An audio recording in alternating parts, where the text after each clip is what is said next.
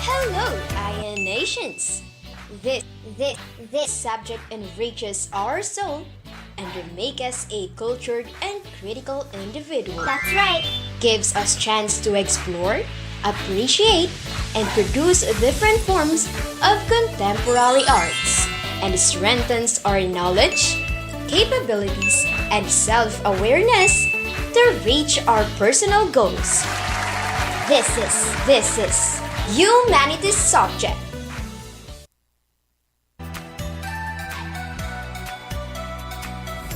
Good afternoon, grade 11 learners.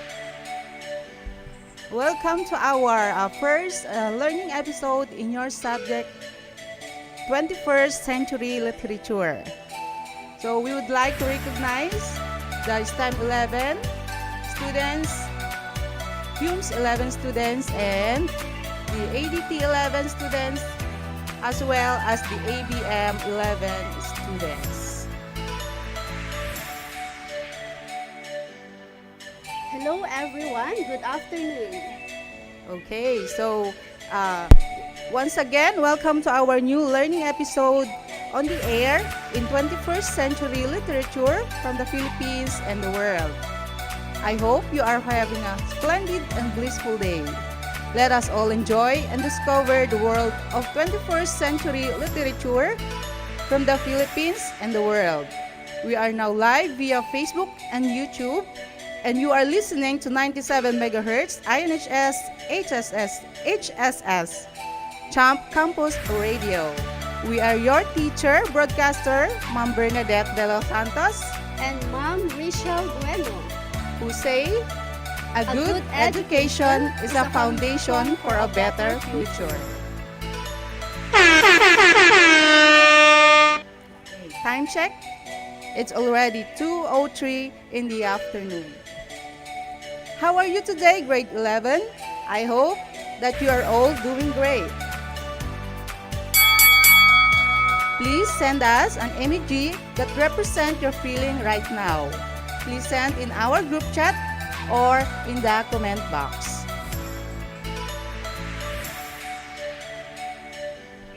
Ayan. So, good afternoon to HUMS 11, Rowan Magno, Marisa Domingo, Syra, Robert Castro, ayan, Basilan Jessica. Saan ang aking mga STEM? Parang wala akong nakita online. Ayan. So, Ma'am Michelle. Nandyan na rin ang ating HUMS 11 from Compassion, Jamil Rico, Francine Almazan, Dito tayo tumingin para mas mabilis sa ating mga phone. Ayan, I would like to recognize the 254 viewers of grade 11 learners. Nasaan pa yung iba? Kukunti pa lang yan. Mag-tune in na po kayo. Okay.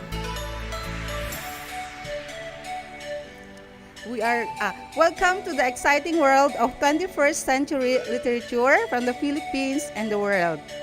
Are you ready to learn grade 11? Because I am very excited to bring you our today's lesson.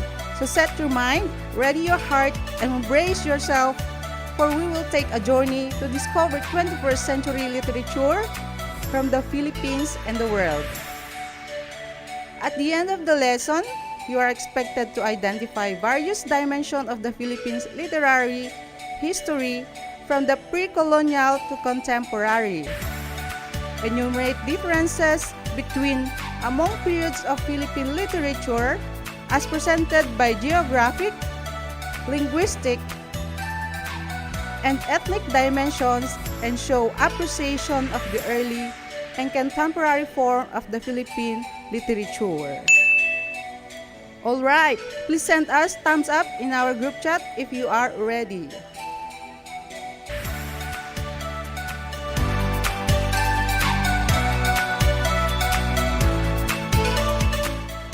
We will be right back after a short break. De Luna, Present! Herrera, Present! Valera. Present! Handa ba tayo sa school year 2020? Present! Ngayong taon, ang edukasyon tuloy pa rin. Sa tulong ng DepEd, mga guro at mga magulang, Ang handang isip, handa bukas. Tuloy-tuloy ang pag-aaral. May mga modules para sa iba't ibang antas. Sa government TV, maging sa radyo. Mahalagang ligtas ang ating mga estudyante at guro. Kaya kahit nasa bahay, tuloy ang edukasyon.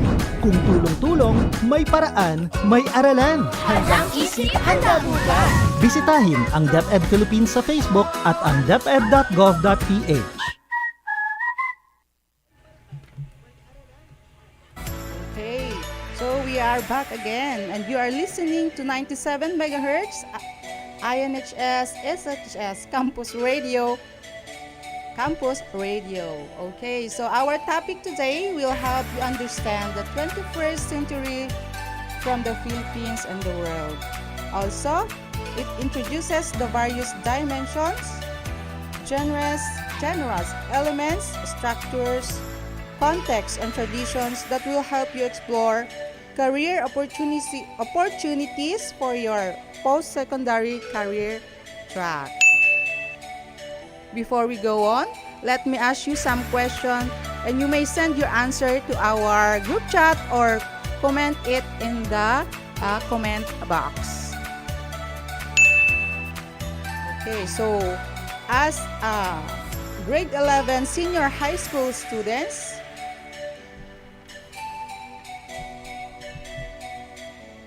as a result of colonization, it is common in almost all countries who experience oppression and inequality to reflect the rich experiences in literature. Okay, so this is the real question. If social media already existed from pre-colonial period up to Marcos' time, and you live in each era, what would be your social media status in each period of history? I repeat, if social media already existed from pre-colonial period up to Marcos' time and you live in each era, what would be your social media status in each period of history? Okay, we will wait for your answers, dear grade 11 students, and we will read it after a short break.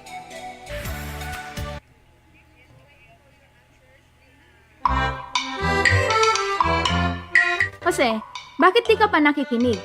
Oras na ng klase ninyo sa radyo ah. Hindi naman po ako nakikita ni teacher eh. Huwag magpabaya sa pag-aaral. Ang pagsisikap ay daan sa pag-unlad.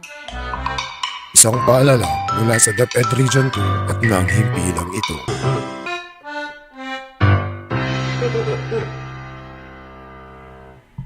Alright, so we're still waiting for your answers, dear students.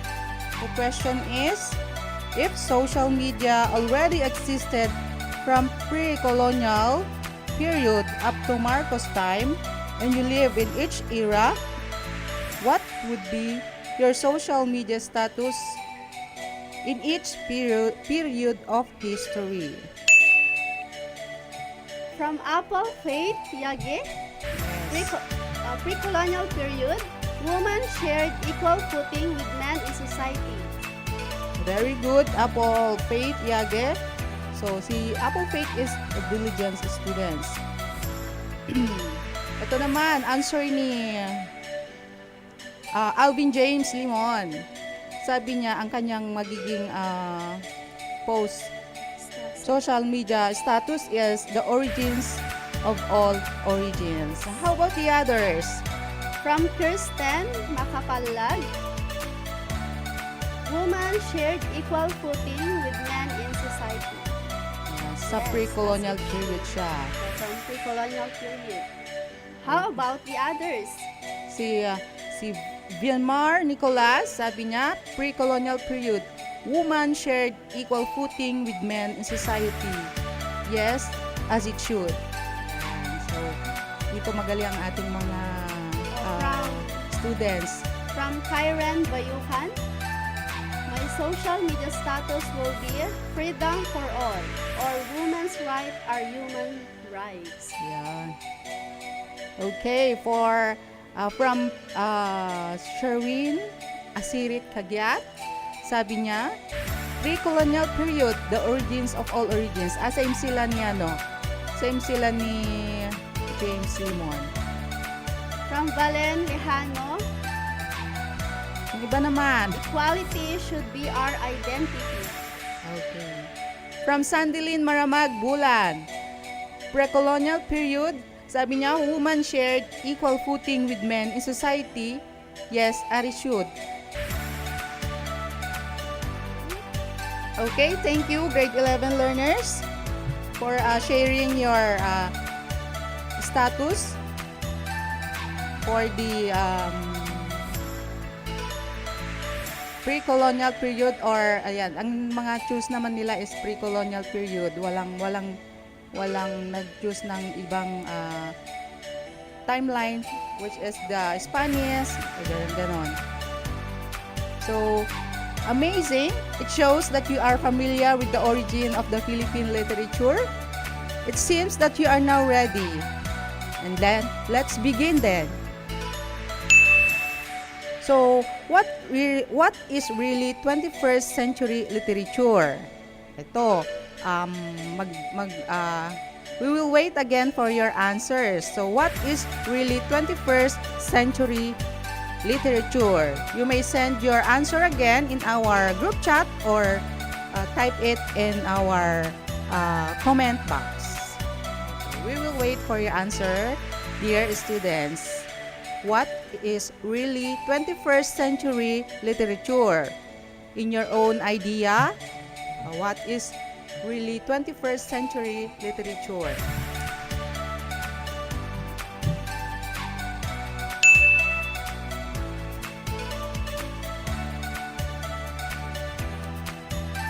Okay. Would you like to read some answers, Ma'am Michelle?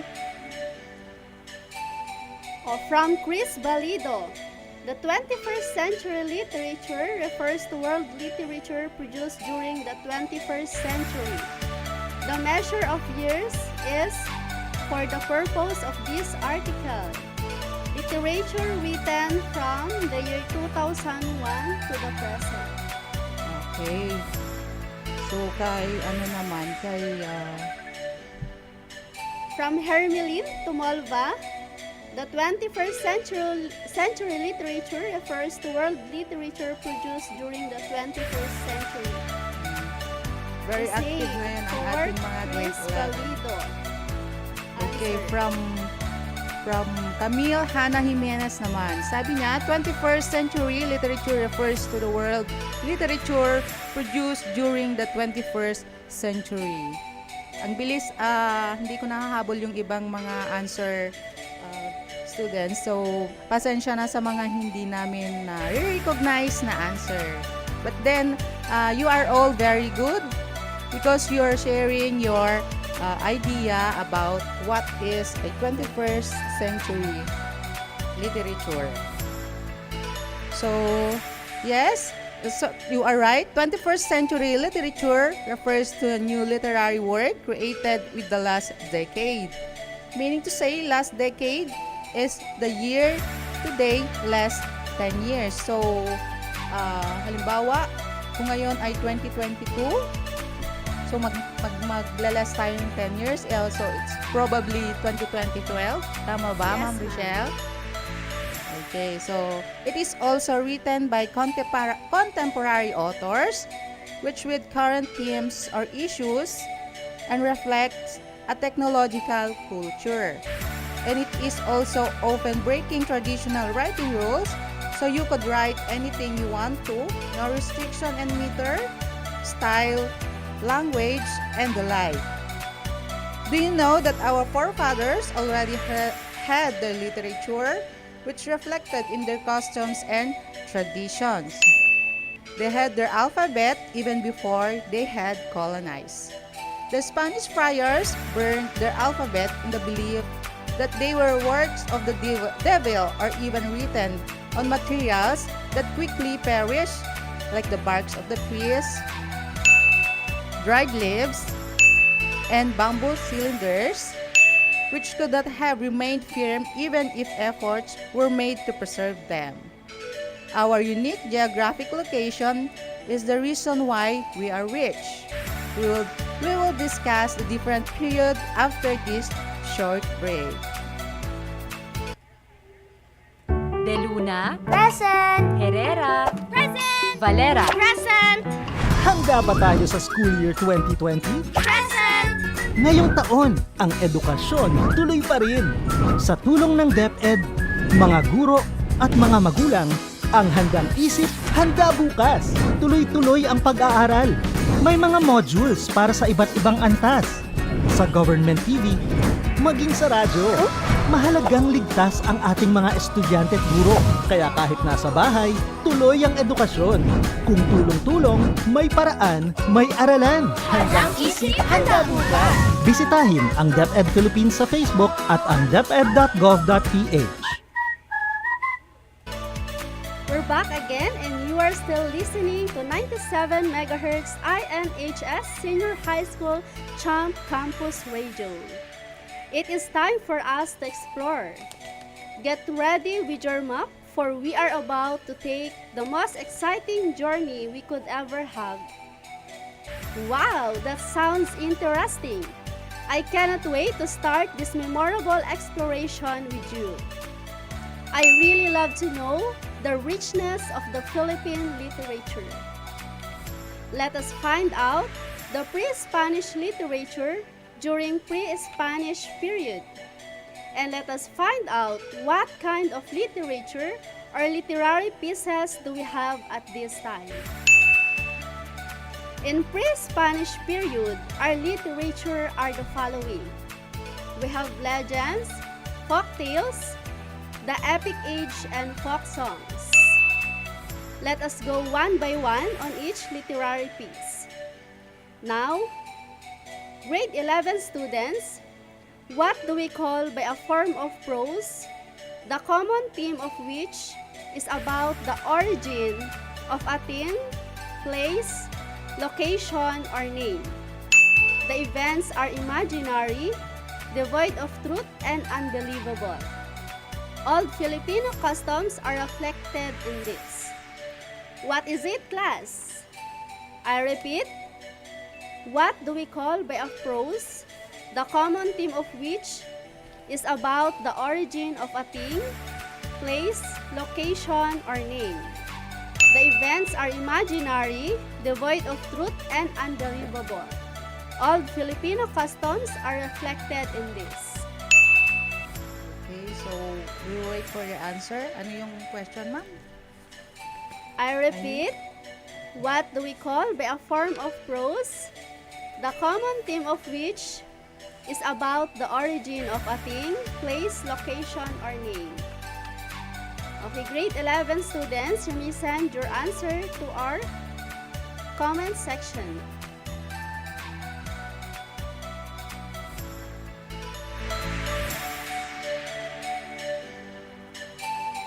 Ito, may nag-answer na. Ayan, si Joanna Marie de la Cruz Wesley, sabi niya, legends. Yes. How about the others? Si Brian Giancarlo Natividad, legends. Si Chris Balido, sabi niya, legends. So, what is the answer, Ma'am Michelle? Okay, very good. The answer is legends. Wow. Now, can you give example of it? Can you give example of legends? Ayan. Do you have any idea kung ano ang ating mga popular legends here in our country?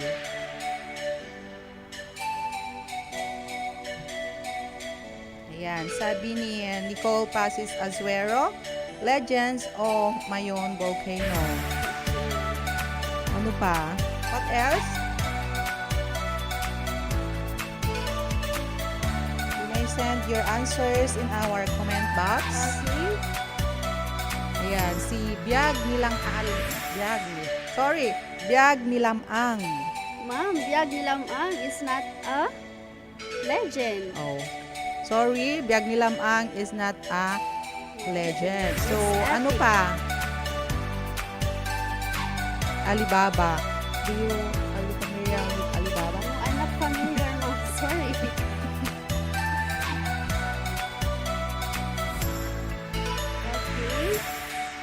Okay, from Hermelin to Malva, The Legend of the Pineapple. Very good. Okay, second one. Now, what do we call by made up of stories about life, adventure, love, horror, and humor, where one can derive lessons about life? These are useful to us because they help us appreciate our environment, evaluate our personalities, and improve our perspectives in life. What is it, class? Okay. So, what do we call by made up of stories about life, adventure, love, horror, and humor where one can derive lessons about life? These are useful to us because they help us appreciate our environment, evaluate our personalities, and improve our perspective in life. Ano daw po ito? You may send your answers in our comment box.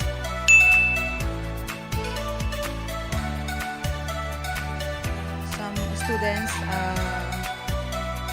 answered short story, folktales, fables.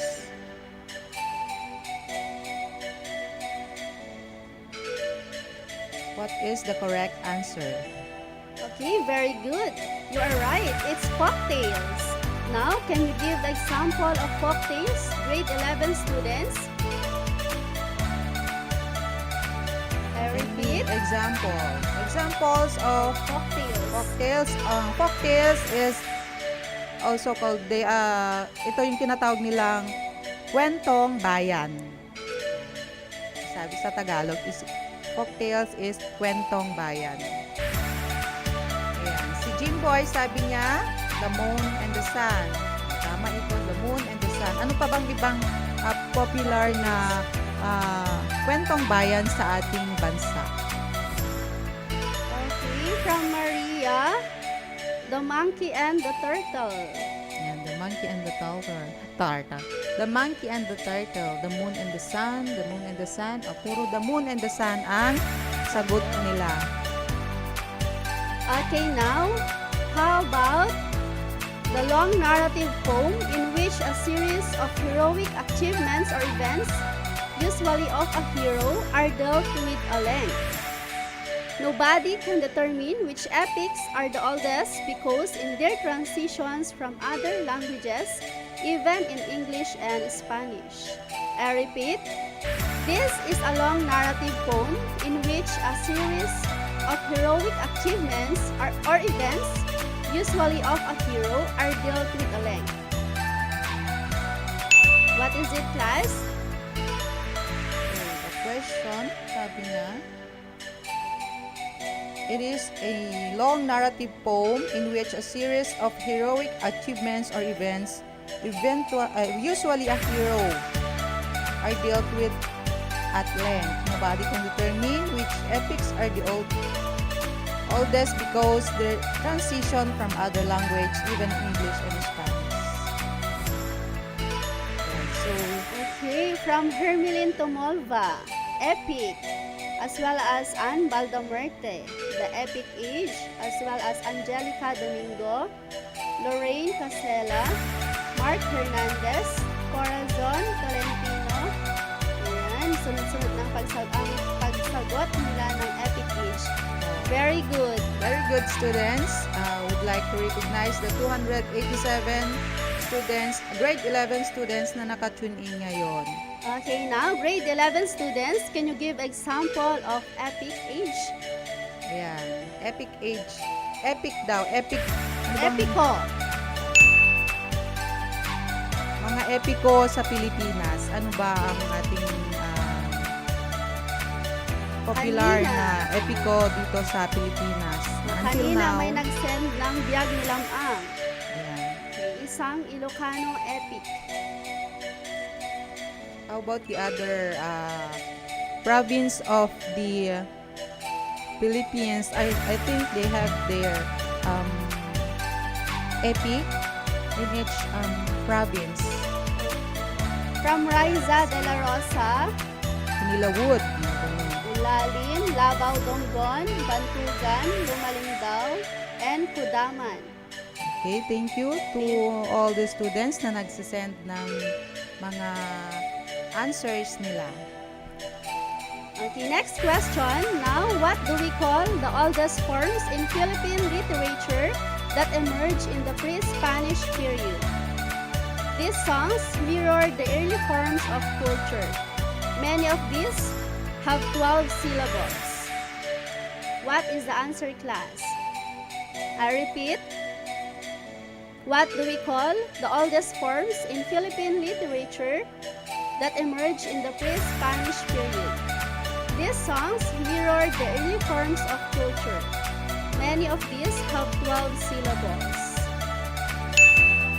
Ayan, so, ito, Jimboy, Rachel, yan, they answered folk songs.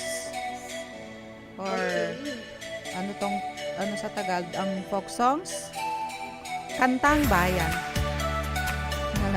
Kantang bayan. I think, nakalimutan ko kasi yung tamang, word nila for Tagalog sa folk songs. Okay, you are right. It's folk songs. Now, can you give example of folk songs?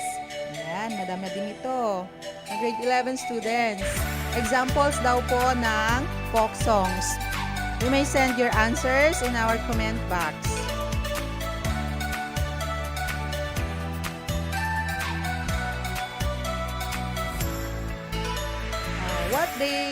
What is the song na ginagamit nila for lullaby? Example yun ng isang folk songs. Okay, Yan. tama. Glenda Malik. Oyayi. Very good. Okay, so an example of As well as a Reina. folk songs is yung Uyayi, di ba, Ma'am Michelle? Yes, ma'am. Kundiman. Kundiman is folk songs for, as much as I know, it's for courting. Yan. Si Kundiman ay gamit sa panliligaw nung unang mga panahon. But today, parang sa text na lang or sa social media. Okay, now let us proceed to the other forms of pre-Spanish poetry. We have epigrams or salawikain, riddles or bugtong, chant or bulong, sayings or kasabihan and sawikain. Now, grade 11 students, what do we call the oldest forms of Philippine literature that emerged in the pre-Spanish period? These songs mirror the early forms of culture. Comment your answer now in our comment section. What do we call the oldest form of Philippine literature that emerged in the pre-Spanish period?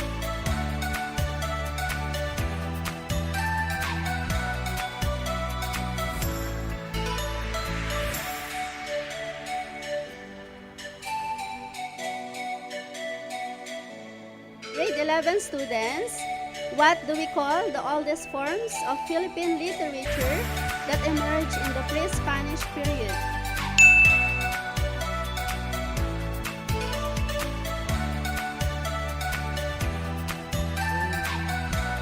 Tama ba yung mga sinasend ng ating mga estudyante? Wala pang nakakapag-send ng tama, ma'am. Wala pa. So, folk songs ang nila. Okay, the answer class is epigrams or salawikain. Okay, next, this is made up of one or more measured lines with rhyme and may consist of 4 to 12 syllables. It is known as tigmo in Cebuano, paktaton in Ilonggo, and patototdon in Bicol. repeat, grade 11 students, this is made up of one or more measured lines with rhyme and may consist of 4 to 12 syllables. It is known as Tigmo in Cebuano, Paktaton in Ilonggo, and Patototdon in Bicol. Okay, may nagsisend na ng tama, Ma'am Badet. Anong answer nila? Si Joanna Oligario, sabi niya, riddles or bugtong. Rosemeline, Hermeline, Rialyn, Reyna. Si Hermeline pala, sabi niya sa nagkain. The answer, riddles. Okay, you are right. It's riddles or bugtong. Now, it is used in witchcraft or enchantment. What do we call the ginagamit daw sa witchcraft or enchantment? They also call this as a black magic. Ano nga ba ito?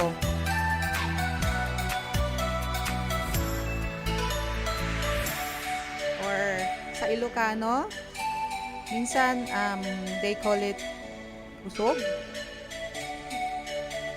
Or meron pang isang way na other term na sinasabi nila. But then in Visayas, they call it bulong. So what is a ito nga ba yung bulong or chant na sinasabi na. Yes, ma'am. Example of this is the usog. Kapag nausog ka, ganun. Yun yung isang example ng chant or bulong. Ayan. So, Nasagot ko pala yung question. ma'am. Sorry. okay. Very good, students. It's chant or bulong.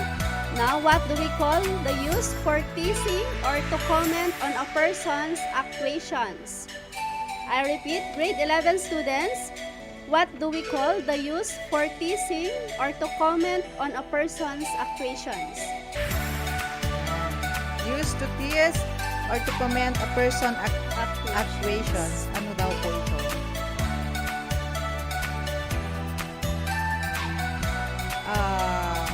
We always hear this kapag may mga, lalo na sa ating mga magulang, nagaling sa ating mga ninuno.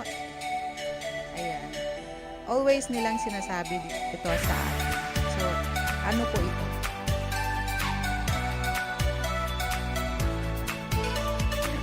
Mas masagot na. Si Mark Junde, sabi niya kamay.